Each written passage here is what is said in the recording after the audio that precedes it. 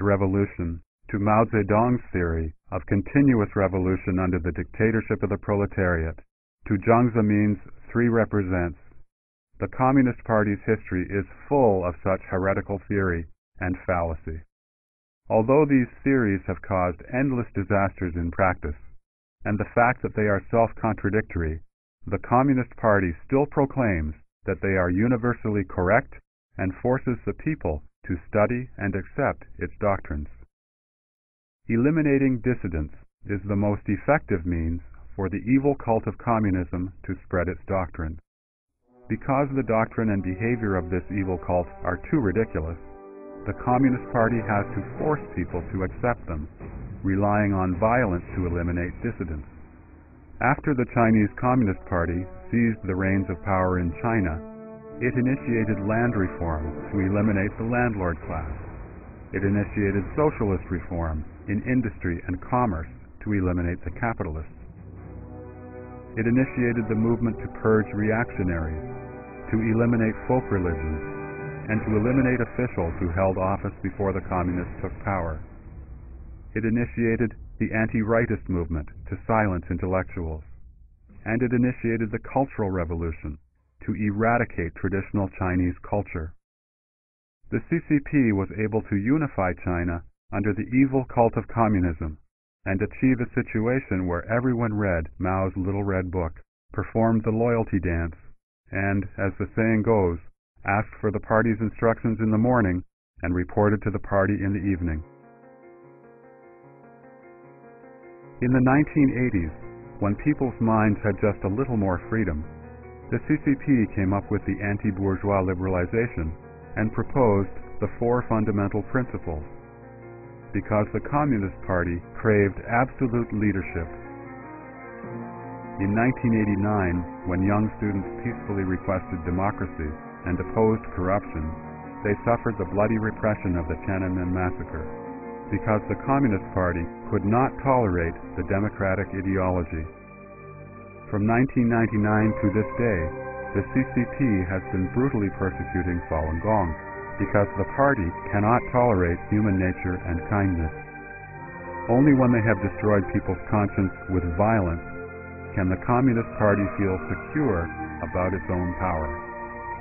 From Marx to Jiang Zemin, the portraits of Communist Party leaders are prominently displayed for the public to worship. The absolute authority of the Communist Party leaders forbids any challenge.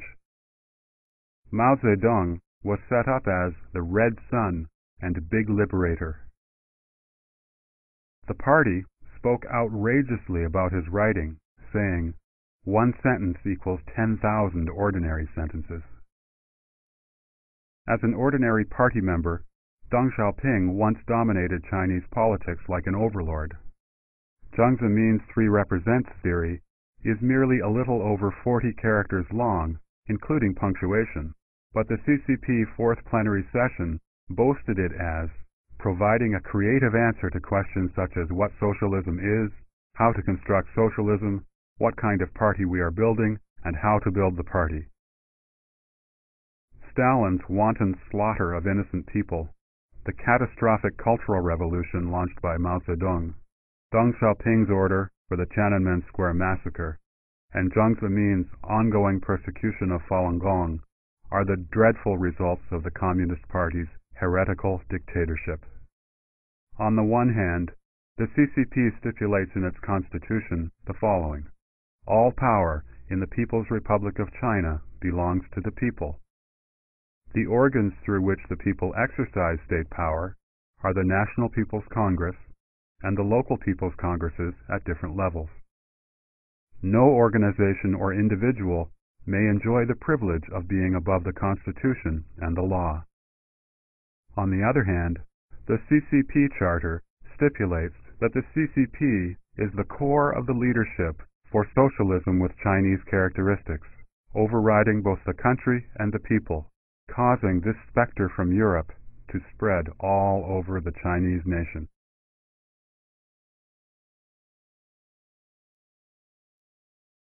The organization of the Communist Party is an infiltration that penetrates all levels of the government in every village and city street. The CCP controls not only its party members and party affairs, but also controls those who are not members, because the entire regime must adhere to the party's leadership. The decision process within the party operates like a black box, as the intra-party struggles must be kept in absolute secrecy. Party documents are all confidential. Dreading exposure of their criminal acts, the CCP frequently tackles dissidents by charging them with the so-called crime of divulging state secrets. Joining the CCP is like signing an irrevocable contract to sell one's body and soul.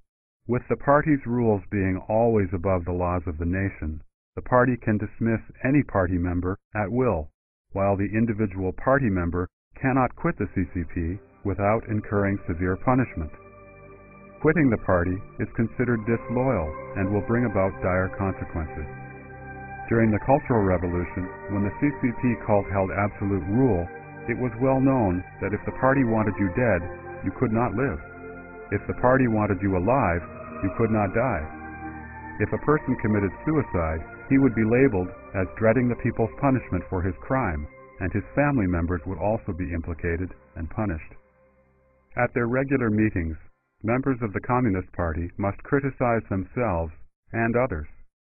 They must report their thoughts to the party and voluntarily accept the party's mind control. Periodically, violence and terror are used to test members' sense of party nature and to test their devotion to the party, while assuring they keep in step with the party forever. Mao Zedong said, "A revolution is not a dinner party, or writing an essay, or painting a picture, or doing embroidery. It cannot be so refined, so leisurely and gentle, so temperate, kind, courteous, restrained, and magnanimous. A revolution is an insurrection, an act of violence by which one class overthrows another." Deng Xiaoping recommended killing 200,000 people in exchange for 20 years' stability. Jiang Zemin ordered, when talking about Falun Gong practitioners, destroy them physically, ruin their reputation, and bankrupt them financially. The CCP promotes violence and has killed countless people throughout its political movement. It educates people to treat the enemy as cold as the severe winter. The CCP makes an exhibition of heroic examples to encourage young people to sacrifice for the party. At the end of the 1970s, the CCP launched a war against Vietnam along the Chinese-Vietnam border in the name of self-defense. Tens of thousands of Chinese soldiers sacrificed blood and life for this struggle between the Communist parties. Their deaths had in fact nothing to do with territory or sovereignty. Nevertheless, several years later, the CCP memorialized the senseless sacrifice of so many naive and bright young lives in the song, "Heroism Stained with Blood."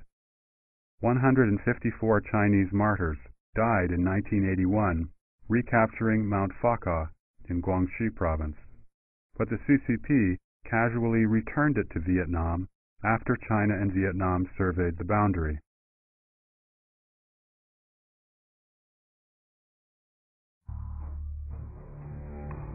When the rampant spread of SARS threatened people's lives at the beginning of 2003, the CCP readily hired many young female nurses. They were quickly confined to hospitals to nurse SARS patients. The CCP pushes young people to the most dangerous front lines in order to establish a public facade of the party's glorious propaganda image of fear neither hardship nor death. But at the same time, CCP leader Jiang Zemin took his closest followers and left Beijing to hide in Shanghai.